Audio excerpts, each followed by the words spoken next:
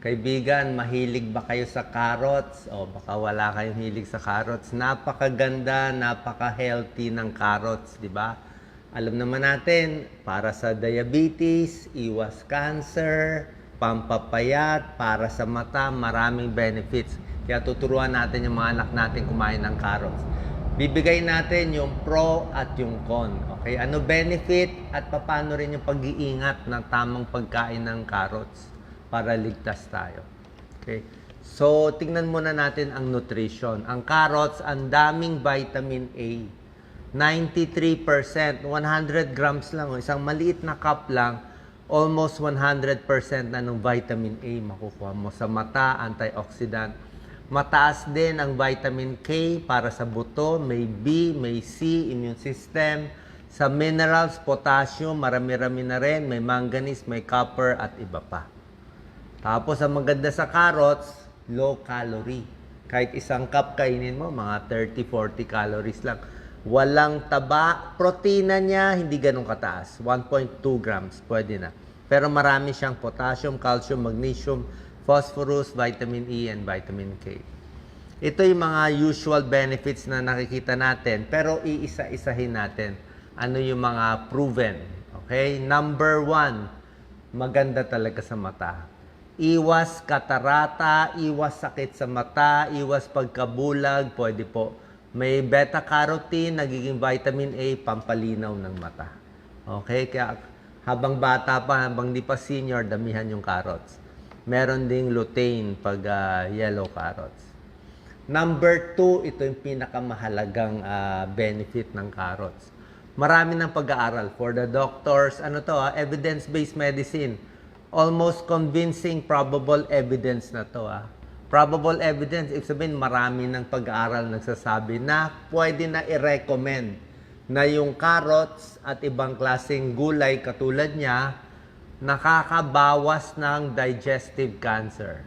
So, iwas cancer sa bibig, sa pharynx, sa larynx, sa lalamunan, sa baga, sa tiyan, at sa colon.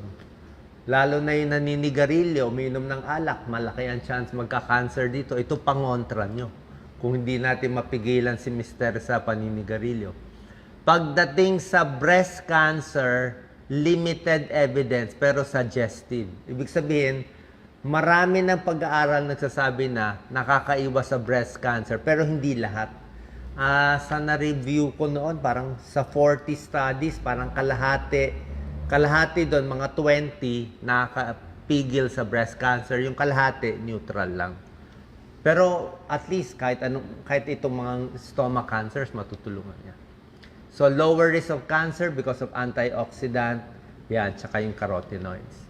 Number 3, maganda sa puso. Okay, ba't maganda sa puso ang carrots? Low calorie, walang taba, walang cholesterol, maraming antioxidants, maganda sa puso, may potassium. Potassium, maganda sa blood pressure. Mas nakokontrol ang blood pressure. Tsaka pag hindi ka tataba, matutulungan mo puso mo. Number 4, maganda sa immune system. Okay? Marami siyang vitamin C, pampalakas ng immune system, at marami rin siyang antioxidant. Yan. May iron pa konti. Ito, proven to. Basta marami kayong kakaining carrots, mas lalambot ang dumi mo. So, hindi sasakit ang puwet sa almoranas, kung may sugat ang puwet, kung matigas, damihan nyo lang yung carrots nyo. Yan. Okay? Mga 1 cup, 2 cups, lalo na yung mga bata. Ito, isa sa pinakamagandang pagkain. Basically, yung cancer prevention, very important.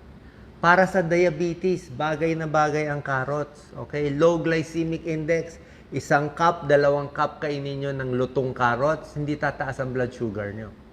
Okay? Tapos, ang baba pa ng calories. Mga 40 calorie lang per cup. Tulad na sinabi ko, pampapayat ang carrots. Okay, pampapayat to. Low calorie, low fat, marami pang vitamins and minerals. Para sa buto, pwede rin naman sa buto. May calcium, may vitamin K. Bukod dito, marami pa ako na research, maganda rin siya sa fatty liver. May konting pag-aaral. May human studies, may animal studies on fatty liver, mukhang makakatulong din. Pero syempre, itong mga sakit, ang point ko, kailangan nyo naman kumain, di ba? So at least carrots na lang kainin nyo, damihan nyo itong mga tinuturo ko. Pero kung may high blood, papacheck pa rin tayo. Kung may diabetes, papacheck pa rin. Kung may cancer na, kailangan magpapachemotherapy pa rin, papacheck tayo sa oncologist.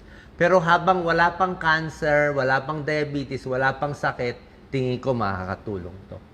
Pero oras na may cancer na, syempre, ibang usapan na yun. Hindi nakakayanin ng carrots yun. Healthy na lang siya. Pero gusto natin yung bago mangyari. Bago gumising yung cellula natin, bago siya lumipat at maging cancer, dapat kumakain na tayo nito.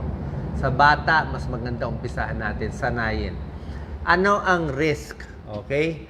Pag nasobrahan lang ng carrots, ito naman yung sobra talaga, yung sobra daming kinakain o nag-juice everyday, merong carotenemia, nagyayelo yung kamay, yung paa. Pero pag binawasan mo naman yung carrots mo, mawawala din, makita mo naman eh. Or sa mangga, minsan nagyayelo din yung kamay. Merong iba nag-allergy, oral allergy syndrome. So, pag nag-allergy, so iwas. Pero birang-bira to. Ang tip lang, mag-ingat tayo sa hilaw na carrots. Ang gusto nila, let's say, gino-juice, okay, sa mga nagbebenta ng mga juice. Mahilig ako mag-order ng carrot juice, apple carrot, favorite ko. Pero ang payo ko sa mga nagbebenta at nagluluto, sa mga amo, dapat ipipil nyo muna. Hindi pwede yung galing sa lupa, konting hugas lang, i-shake na, delikado. Baka may fertilizer, may pesticide, baka lalong makasama eh. So dapat hugasan, ipil muna, tanggalin yung yung nasa side, i-cut ito sa may pinaka-stem, hugasan maigi bago siya i-juice. Banlawan maigi. Yung iba nga pinapasteurize pa eh, hina-high heat pa, yun ang safe. Pero pag niluluto mo, safe na. Yan lang ang problema natin sa Pilipinas minsan. Baka hindi nalilinis, hindi nahugasan, kasama yung mga balat, baka may fertilizer, lalo pang makasama sa atin. Okay? Sana malinaw yan. Kinompare ko rin yung benefit ng carrots sa ibang mga gulay na mataas din sa beta-carotene tulad ng kalabasa. Parehong healthy kalabasa and carrots. Although, ito, may mga vitamin C, mataas ang kalabasa, calcium, iron, magnesium. Pero pagdating naman sa vitamin A, sa potassium at sa iba naman, mas marami ang carrots. So pareho silang healthy. Okay, sana po nakatulong to para ma-encourage natin ang mga bata, matanda, kahit senior, mas kumain ng carrots. Salamat po.